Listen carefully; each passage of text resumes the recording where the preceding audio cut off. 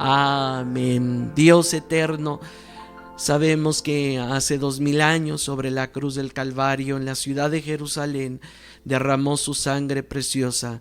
El Hijo de Dios, el Dios eterno, el Hijo eterno de Dios, quien fue encarnado en el vientre de María y por un periodo corto de su vida vivió entre nosotros. Pero creemos, Señor, en ese hecho histórico que hoy queremos recordar, Padre. En el nombre de Jesús, háblanos a través de tu palabra. Amén. ¿Puede usted tomar su lugar, hermano? Les voy a invitar a abrir sus Biblias en el Evangelio según Marcos, capítulo 15.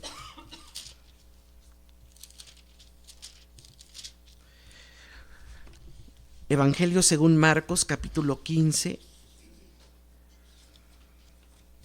versículos 37 al 39. Dice así la palabra de Dios. Entonces Jesús, lanzando un fuerte grito, expiró. La cortina del santuario del templo se rasgó en dos, de arriba a abajo. Y el centurión que estaba frente a Jesús, al ver cómo murió, dijo: verdaderamente este hombre era el Hijo de Dios. Hasta ahí tendremos nuestra lectura de hoy. Vamos a exponer el primer punto de este mensaje y después seguiremos con el orden del servicio.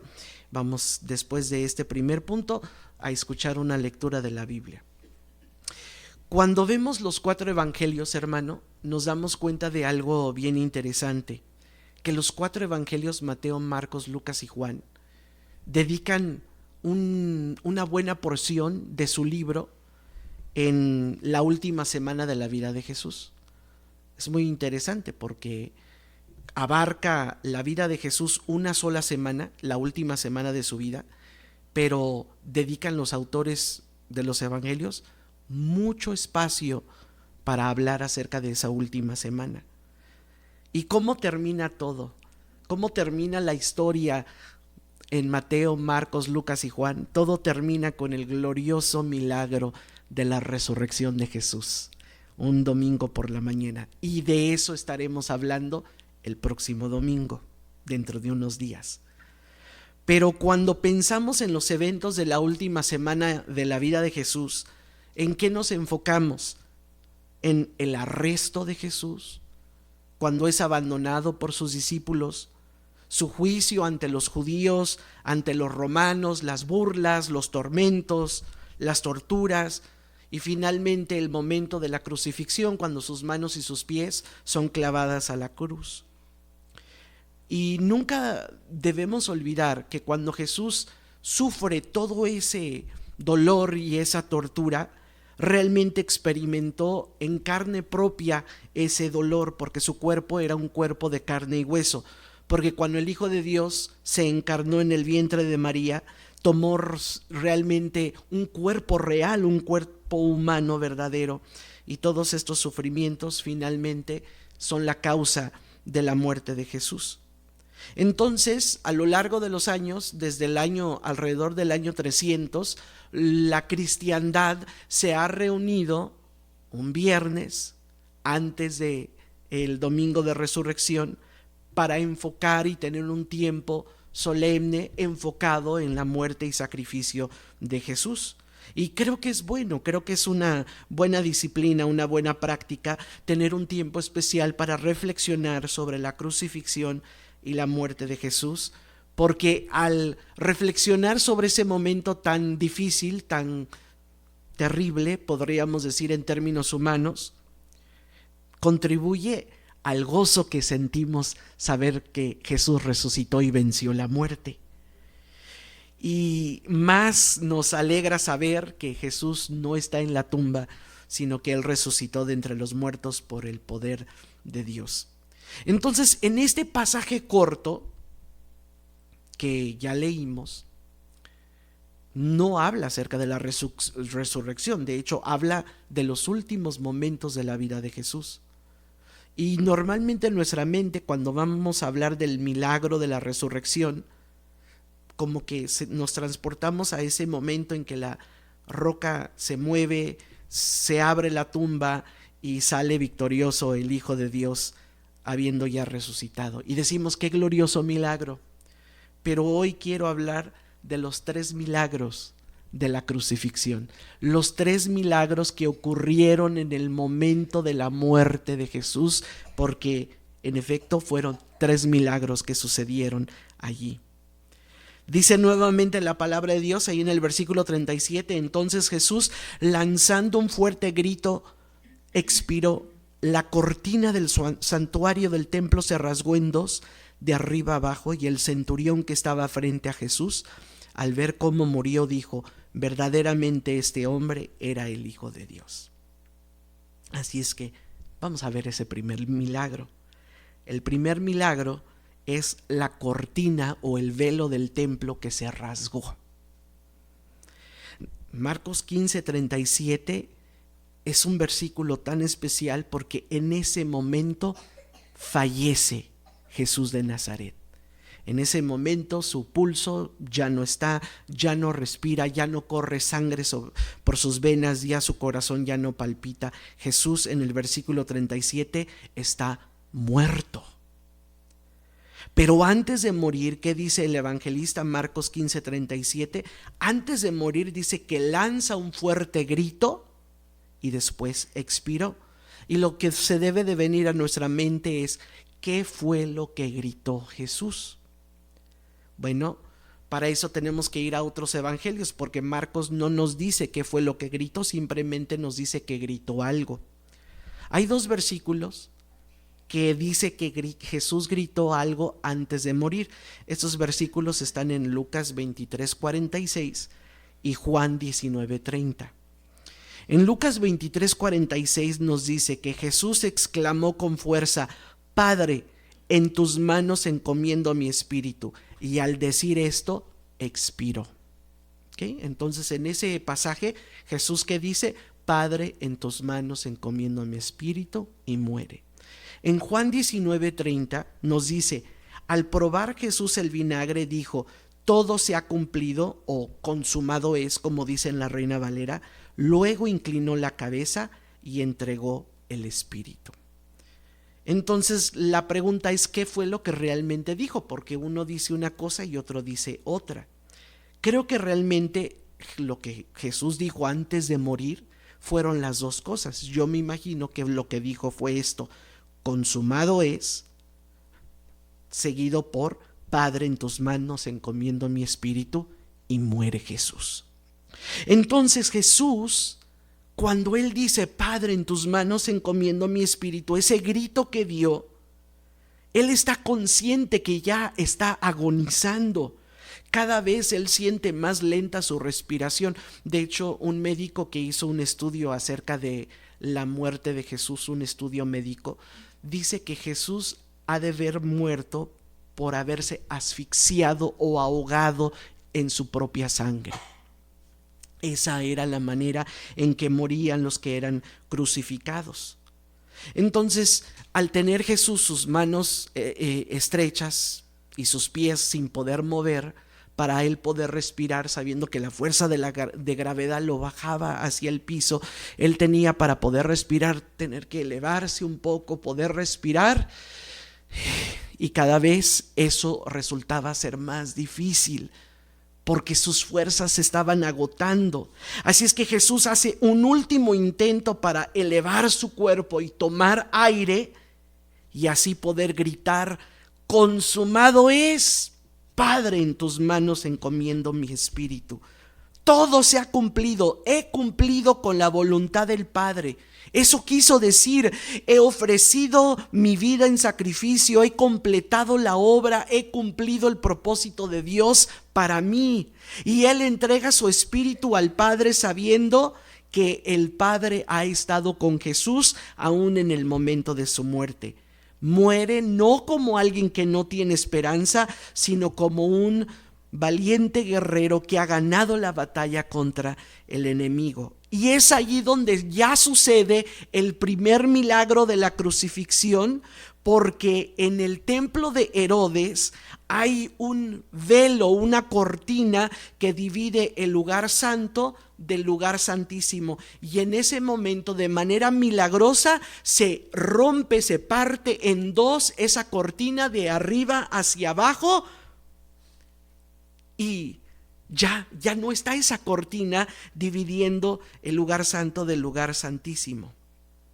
Esa cortina dividía o impedía más bien el acceso a la gente que entraba al lugar santo, donde estaba el candelabro, la mesa de los panes de la presencia, el altar del incienso, y luego llegaban a la cortina y ya no podían pasar más allá, porque detrás de la cortina que había el arca del pacto, y sobre el arca del pacto estaba la presencia de Dios.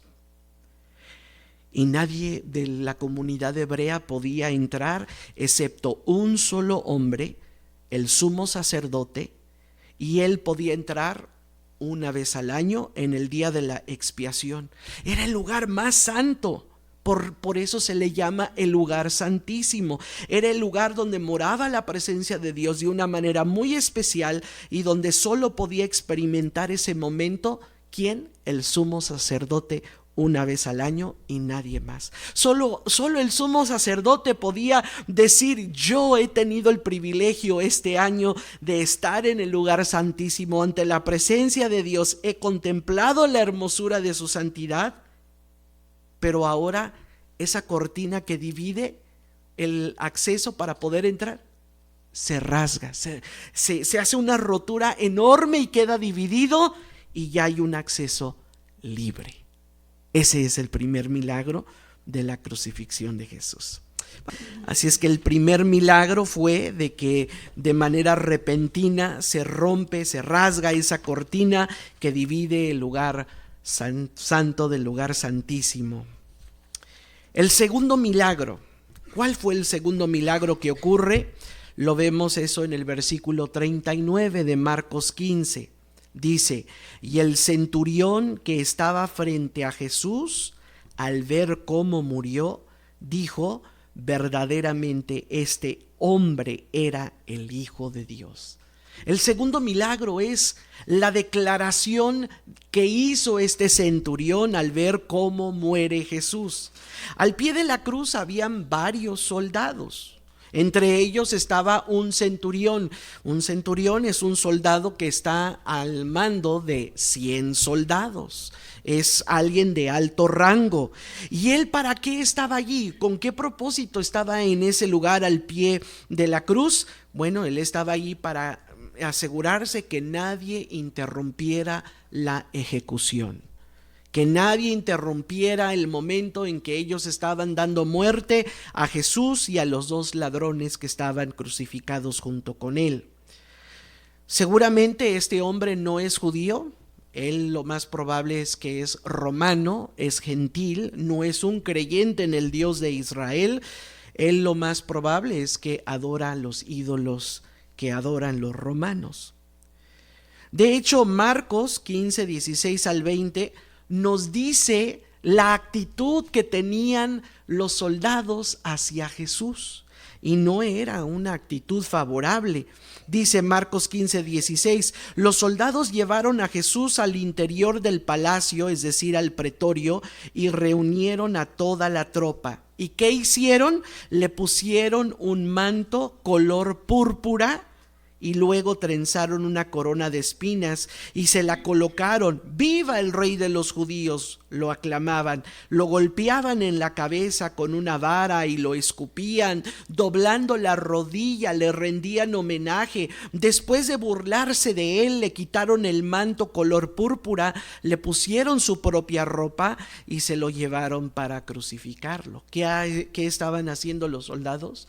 Burlándose de él, golpeándolo, mofándose de él, humillándolo. Lo estaban maltratando. Era una tortura no solamente física, sino también emocional. No simpatizaban ellos con Jesús. A mí me llama tanto la atención cómo el autor Marcos nos dice que le golpeaban la cabeza con una vara. Todos nosotros hemos tenido la experiencia, hermanos, de golpearnos la cabeza, ya sea con un cajón que usted dejó abierto o con el cofre del coche, no se da cuenta y levanta la cabeza y se pega. Son dolores muy intensos, muy fuertes. Ahora imagínese alguien en una y dos y tres, en repetidas veces, estando golpeándole la cabeza con una caña, con una vara. Odiaban estos soldados romanos a Jesús. En primer lugar, ellos no eran judíos, no simpatizaban con su religión, no simpatizaban con su raza, porque ellos eran la ocupación, no simpatizaban con él para nada. Y lo más terrible es que no tuvieron compasión de este hombre inocente que estaba siendo injustamente ejecutado a petición de los judíos. Pero ahora el milagro ocurre porque Marcos nos dice que este hombre, este soldado, que tal vez era de los mismos que golpearon la cabeza de Jesús, que se burlaban de él, que lo humillaban, que decían cuanta cosa acerca de Jesús, quizá estaba él entre ese grupo, y ahora lo vemos con una actitud muy diferente. Ahora, no sabemos si el centurión estuvo en el juicio ante Poncio Pilato. No sabemos si él fue testigo en el momento que levantaron la cruz y que estuvo allí al pie de la cruz como guardia las 6 horas que estuvo Jesús colgado sobre la cruz. 6 horas, ¿se imagina? Colgado sobre esa cruz, con el dolor en sus manos y en sus pies. Quizá este soldado, este centurión, estuvo allí todo ese tiempo de esa tortura de 6 horas. Pero ¿qué dijo en el momento que muere Jesús? Verdaderamente este hombre era el Hijo de Dios. El centurión pasa de ser un mero espectador, un vigilante, una autoridad de gobierno, a expresar palabras claras y contundentes. Este hombre sabe quién es Jesús. Este hombre sabe quién es el que está crucificado, quién es el Hijo de Dios. No sabemos qué tanta información haya tenido este centurión acerca de Jesús. Seguramente los judíos habían oído hablar de Jesús, tal vez lo miraron predicar, tal vez vieron un milagro que hizo, pero los romanos no se mezclaban tanto con los judíos, tal vez ellos no sabían nada acerca de Jesús, pero ahora en este hombre vemos que nace la fe en Jesús al expresar verdaderamente este hombre era el Hijo de Dios. En este momento, en ese instante que Jesús muere, el hombre reconoce la verdadera identidad de Jesús. El centurión pudo haber respondido de otras formas. Pudo haber dicho: buen intento, pero no logró nada. Solamente llegó a morir por su causa. O pudo haber dicho: aquí mueren con este hombre sus sueños, sus ideales, su causa. Pero nada de eso. Este hombre muestra fe en el crucificado, confesando que Jesús no es cualquier hombre, sino el mismo Hijo de Dios. Ahora, a mí me llama mucho la atención, por lo menos como lo traduce la NBI y la Nueva Biblia de las Américas, porque cuando el hombre dice esto, dice: al ver cómo murió. En la Reina Valera lo dice un poco distinto, dice: viendo que después de clamar había expirado así, dijo: verdaderamente este hombre era el Hijo de Dios. Quiere decir que cuando él ve cómo muere Jesús, él queda impactado.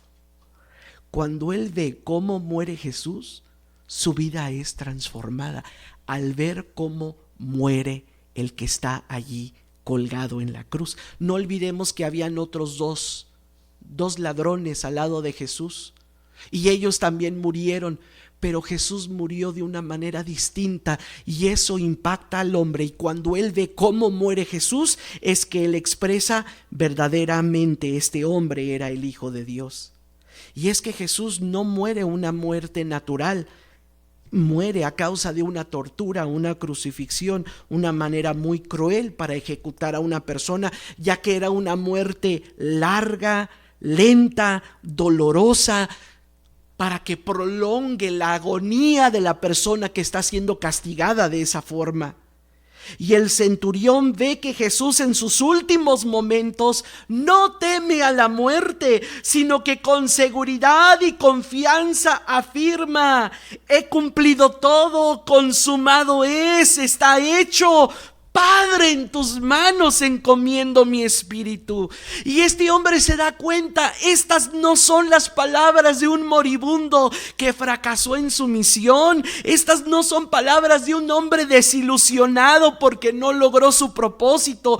Todo lo contrario, este hombre dice: verdaderamente el que está aquí colgado, él verdaderamente es el Hijo de Dios, porque mira cómo muere, mira cómo llega al fin de su vida distinto a estos dos moribundos. Y él seguramente vio muchas otras crucifixiones, pero cuando ve a Jesús morir dice: esto es algo muy diferente. Él muere con confianza, con esperanza en el Padre Celestial. Así es que el primer milagro es el velo rasgado. El segundo milagro es la declaración del centurión en que expresa fe en Jesús. Y pareciera que se acabaron los milagros. ¿Cuál fue entonces el tercer milagro que vemos aquí? Bueno, lo vamos a ver después de entonar. Vimos ya el primer milagro, el segundo milagro. Voy a volver a leer el texto a ver si encontramos el tercero. Entonces Jesús, lanzando un fuerte grito, expiró. La cortina del santuario del templo se rasgó en dos, de arriba abajo, primer milagro. Y el centurión que estaba frente a Jesús, al ver cómo murió, dijo: verdaderamente este hombre era el Hijo de Dios. Segundo milagro, y se acabó el pasaje. Parece que son solamente dos milagros: la cortina rasgada y la declaración de fe del centurión. Pero en verdad hay un tercer milagro que tiene que ver con la cortina rasgada y la declaración de fe del centurión, y tiene que ver con nosotros. Porque aunque en este pasaje no aparece nuestro nombre, aunque en este pasaje no dice Abraham, Miguel, Jaime, Ángel, Margarita, Homero, Sidney, Moshe, aunque en este pasaje no menciona nuestro nombre, allí estamos nosotros también. ¿A qué me refiero? Me refiero a qué significa el hecho de que la cortina fue rasgada. ¿Qué significó ahora que hay un acceso libre para poder ir del lugar santo al lugar santísimo y ya no está esa barrera? ¿Qué significó eso para el centurión que ahora cree en Jesús? ¿Y qué significa para nosotros? Y para eso necesitamos ver la carta que se escribe a los Hebreos, capítulo 10, versículo 19 al 20. Dice Hebreos 10, 19: así que, hermanos, mediante la sangre de Jesús, tenemos confianza para entrar en el lugar santísimo por el camino nuevo y vivo que Él nos ha abierto a través de la cortina rasgada, la cual hizo por medio de su cuerpo. ¿Qué dice el autor a los Hebreos? Que ahora nosotros, por medio de la sangre de Jesús, por medio del cuerpo crucificado, Jesús abrió la cortina para que nosotros tengamos que confianza para entrar en el lugar santísimo. Es decir, Jesús al morir derramó su sangre. ¿Con qué propósito? ¿Por qué fue Jesús a la cruz? Para que nosotros, pecadores, alejados de Dios, enemigos de Dios, gentiles que ni siquiera éramos del pueblo de Israel, para que nosotros pudiéramos tener confianza y entrar en el lugar santísimo. en el lugar donde está la presencia de Dios. Porque cuando Jesús murió en la cruz, hermano, cuando entregó su vida en sacrificio por la nuestra, fue en ese momento en que se abrió la cortina para el centurión y él pudo entrar en esos momentos al lugar santísimo. Es más, fue el primero que entró. Fue el primer salvo en el momento preciso después que muere Jesús. El primer creyente después de la muerte de Jesús. ¿Quién más entró? Unos días después, casi un mes y medio después, entran 5,000 hombres y mujeres el día que predica Pedro cuando se cumple la fiesta de Pentecostés. 5,000 personas entraron al lugar santísimo por su fe en Cristo Jesús. Tiempo después entra uno llamado Cornelio, uno que era paralítico y estaba sentado también afuera del templo. Ese también creyó. Para que una mujer empresaria llamada Lidia pudiera ella también creer en el Señor Jesús cuando predica Pablo. Para que un hombre rudo de una vida difícil, un carcelero en la ciudad de Filipos, pudiera también creer en Jesús. Él también entró por esa cortina que ya estaba rasgada. Para que la joven adivina, a quien la explotaban sus amos, también ella pudiera entrar por la cortina. Para que usted y yo también, en el tiempo determinado por Dios, entramos también por esa cortina rasgada y pudimos entrar en la presencia de Dios. Y eso quiere decir que ahora nosotros tenemos acceso al lugar santísimo, tenemos acceso a la presencia de Dios.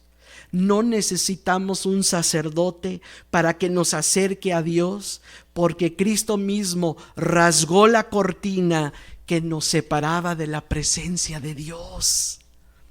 Y es solo por medio de la muerte de Jesús, por nosotros pecadores, imperfectos, enemigos de Dios, que podemos nosotros venir ante Dios habiendo sido perdonados en base a la obra de Jesús y poder tener comunión con el Dios eterno. Y ahora nosotros, ¿qué hacemos?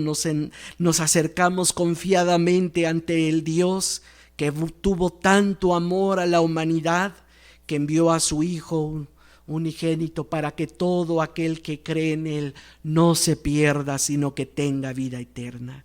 Ese, hermano, es el tercer milagro que ocurre allí en el momento de la crucifixión, que entra toda la cristiandad de los que creyeron y los que habrían de creer en el Señor Jesucristo.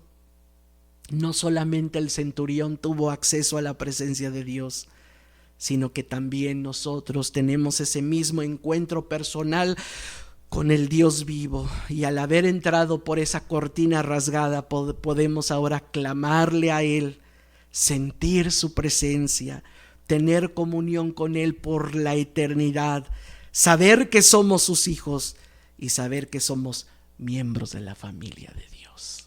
¡Qué gran privilegio! Yo les invito a cerrar sus ojos por unos momentos y poder decir: Padre Celestial, gracias por haber rasgado la cortina que nos dividía, nos impedía el acceso a tu presencia. No teníamos acceso a ti, porque tanto es nuestro pecado que tu presencia nos hubiera fulminado. Pero cuando Cristo Jesús muere en la cruz, podemos ver que su muerte tiene poder. Hay poder en la sangre del crucificado, tanto poder que el centurión fue las primicias del Salvador del mundo, y el centurión pudo creer en él, que tal vez momentos antes él era el que se burlaba de él. Quizá él también tomó la vara y golpeó su cabeza, pero ahora aún ese centurión había creído en ti. Y nosotros, que éramos tus enemigos, que por mucho tiempo muchos de nosotros rechazamos el Evangelio de Jesús. No queríamos tener nada que ver con Dios, con la Biblia, con su iglesia. Pero tú tuviste tanta misericordia de nosotros que ahora míranos en este lugar, buscándote, cantándote.